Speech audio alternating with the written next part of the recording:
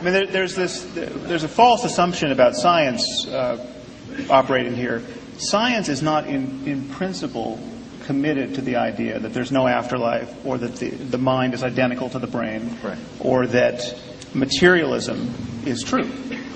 Science is completely open to whatever in fact is true. And if it's true that the consciousness is being run like software on the brain and can, by virtue of ectoplasm or something else we don't understand, can be dissociated from the brain at death, that would be part of our growing scientific understanding of the world if we could discover it. Now, and there are ways we could in fact discover that if it were true. The problem is there are very good reasons to think it's not true.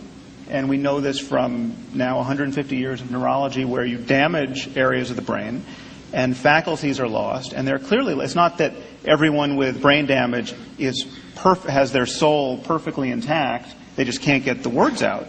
This is everything about your mind can be damaged by damaging the brain. You can cease to recognize faces. You can cease to know the names of animals, but you still know the names of tools. I mean, the fragmentation in the way in which our mind is parcellated at the level of the brain is not at all intuitive, and there's a lot known about it. And what we're being asked to consider is that you damage one part of the brain, and the mind, something about the mind and subjectivity is lost. You damage another, and yet more is lost.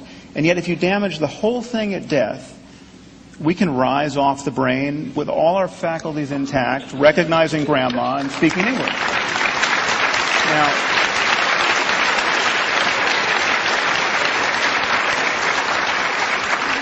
David? And I think a much more important point is, if everything you're saying about your religious orientation is true, because you're basically confessing a kind of scientific attitude toward the mysteries of subjectivity and what happens after death, then the usefulness of holding to these traditions and these first century books is I'm completely at a loss. I mean, it seems like you're in the wrong line of work. You should be psychologists.